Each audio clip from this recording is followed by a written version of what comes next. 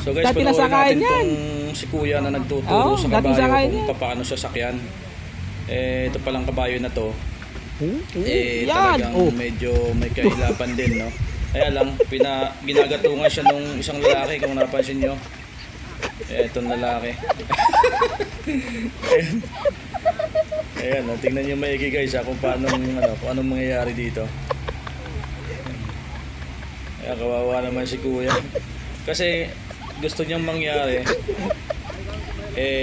matuto yung kabayo na kung paano siya sakyan ng tao. Ang problema, medyo mailap tong kabayo. Kaya.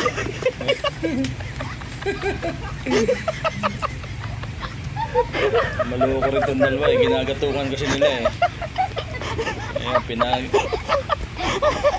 Ayan, sinasabi nung isa kanina na dati na raw sinasakyan.